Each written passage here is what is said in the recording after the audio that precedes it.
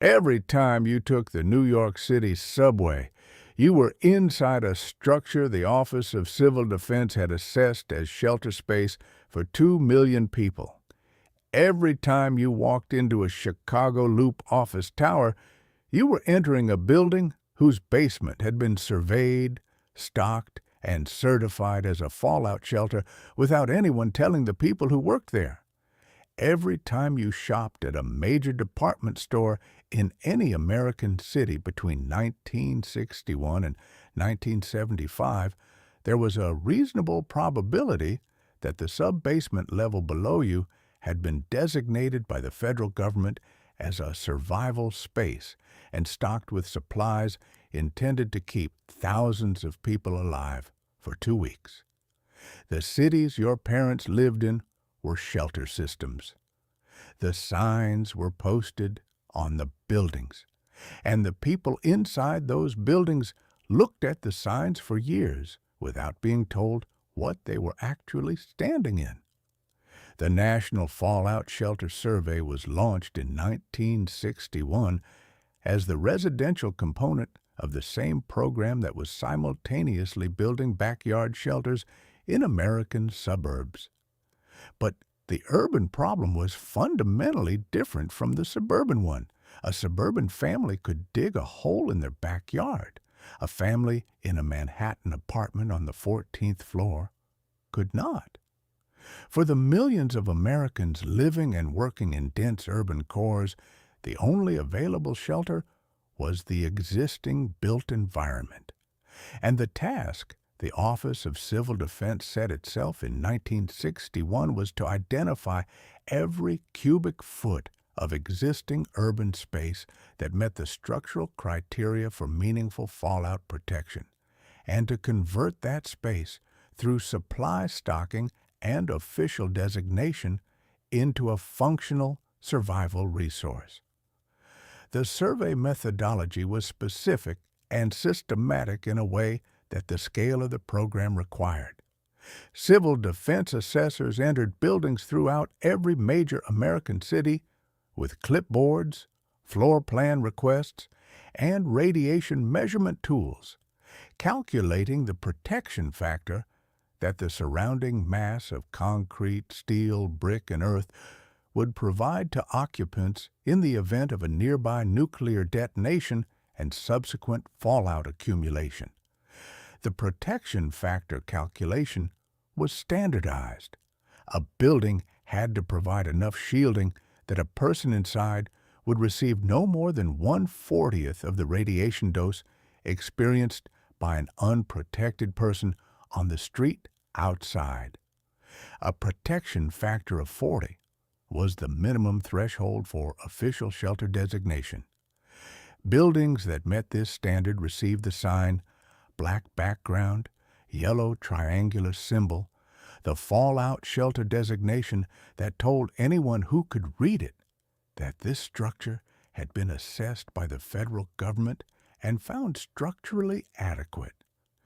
Buildings that met the standard and had accessible interior spaces below grade, basements, sub-basements, mechanical levels, utility corridors, were prioritized for stocking because the additional depth provided protection factors well above the minimum requirement. By 1962, the survey had systematically processed hundreds of thousands of structures in American cities and designated enough aggregate shelter space to house, in theory, the majority of the urban population of the United States at the moment an attack warning sounded. New York City's shelter assessment produced numbers that remain remarkable. The subway system alone, with its deep bore tunnels, its granite-lined station walls, and its depth below street level ranging from 15 to nearly 200 feet in some locations, was assessed as providing protection factors that exceeded the minimum standard by an enormous margin. Deep stations like the 190th Street station on the A-line, carved directly into the Manhattan schist, at depths that placed hundreds of feet of bedrock between the station floor and the surface, were considered among the most protective enclosed spaces available anywhere in the city. Grand Central Terminal, with its multiple sublevels extending far below street grade, was assessed and designated. Penn Station's lower levels, the sub-basements of Rockefeller Center, the utility corridors beneath major commercial buildings in Midtown and Lower Manhattan, the crypts of several large churches, the loading dock levels of major department stores. Every one of these spaces had been assessed, found adequate, signed, and in many cases, stocked. And the people who moved through them daily were not given a systematic explanation of what the signs on the walls meant or what the government had placed on the shelves. Chicago's loop presented a different geometry, but a similar opportunity. The network of freight tunnels that ran beneath the loop's street grid, approximately 60 miles of narrow brick-lined passages built at the turn of the 20th century for moving coal and freight between downtown buildings, were assessed as potential shelter corridors. The deep foundations of the loop's major office towers, many of which extended several stories below street grade, provided substantial protection factors. The underground concourse system that connected several major buildings and transit stations created continuous below-grade movement space that, stocked and designated, could shelter large numbers of people without requiring them to reach the surface. Civil defense assessors worked through the loop's underground geography systematically and identified significant shelter capacity in structures that hundreds of thousands of Chicagoans passed through on their daily commutes without any awareness of what had been done to the spaces around them. Los Angeles presented the most complex urban shelter challenge of any major American city, for the same reasons that made its evacuation planning so difficult. The city's horizontal sprawl and its near-total dependence on surface automobile travel meant that the deep, high-mass structures that provided the best urban shelter elsewhere were far less common. The natural geography offered some compensation. The Santa Monica Mountains and the Hollywood Hills provided deep canyon locations where tunneling would have produced extraordinary shelter protection, though the cost and time requirements of such construction were never seriously pursued. What the civil defense assessors found in Los Angeles was adequate, but not exceptional. The sub-basements of major downtown structures, the utility levels of the few tall buildings the city's earthquake-cautious construction culture had produced, and a small number of deep parking structures whose below-grade levels met the protection factor threshold. The shelter capacity identified in Los Angeles was substantially lower per capita than that identified in New York or Chicago, a disparity that civil defense planners acknowledged and for which no adequate solution was ever developed. The supplies that were placed in designated urban shelters followed the same formula as the supplies in the suburban program. The sealed dark green metal drums of stored water, the olive-colored tins of all-weather food crackers, the sanitation kits, the medical supplies assembled around the specific scenario of radiation sickness, the radiation detection instruments, the survival manuals. But the scale was entirely different in kind as well as degree. A suburban backyard shelter was stocked for a family of 4 over 14 days. A designated urban shelter in a major midtown Manhattan office building might be stocked for 4,000 or 5,000 people, which meant water drums filling entire utility rooms from floor to ceiling, food tins stacked on industrial steel shelving that ran the full length of sub-basement corridors. Sanitation equipment scaled for a population the size of a small American town compressed into the below-grade levels of a commercial building.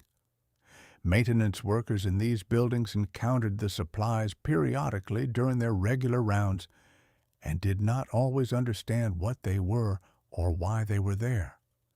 Facilities managers received designation paperwork from the Office of Civil Defense that explained the situation in the bureaucratic language of shelter certification, communicating the legal status of the space and the government's stocking obligations without fully conveying the human purpose behind the supplies sitting on the shelves.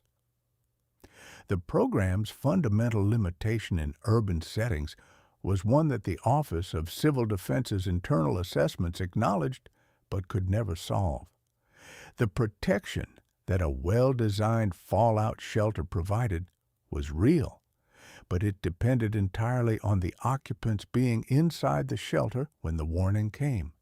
In a city of 8 million people, the question of how those 8 million would reach their designated shelters in the time available between a warning and a fallout arrival was a logistics problem that had no satisfying answer. People at work were in one designated building. Their children were in school, which was in another designated building. Their spouse might be in a third. The Civil Defense Program had identified shelter space for the population of New York City. It had not solved the problem of getting each member of a family to the same shelter space when an attack warning came during a Tuesday afternoon. The program dissolved in American cities the same way it dissolved everywhere. Gradually, without announcement, through the withdrawal of maintenance funding and the cessation of supply rotation that had kept the stockpiles within their certified service life. The supplies in urban shelters aged past their intended dates and were not replaced. The water drums sat static in utility rooms for years, then for decades, the water inside slowly degrading without any of the periodic testing that the original protocol required. The food tins passed their packing dates without anyone at the federal, state, or building level deciding to remove them or replace them. In some buildings, the supplies were eventually discovered during renovations years later and removed as an unexplained and slightly unsettling curiosity. Workers who broke through a false wall or opened a forgotten storage room, finding green drums and olive tins and a stack of government manuals explaining what to do after the world ended. In others, they remained in place. The signs stayed on the buildings long after the supplies behind them had expired, pointing people toward shelter spaces that were no longer stocked, no longer maintained, and no longer monitored by anyone with any institutional responsibility for what they contained. The subway station you rode through, the office building where your father worked, the department store where your mother shopped, the church your family attended on Sundays, each one of them may have had a sign on the wall and a room somewhere below you full of the government's answer to the question of what would happen to the people of New York, or Chicago, or Los Angeles if the missiles came on a Tuesday afternoon. The people inside those spaces were part of a survival plan they had never consented to, never been informed of, and in most cases, never knew existed. The signs are still on some of those buildings today. The supplies are mostly gone. The plan they pointed to was real. The people it was designed for are still here.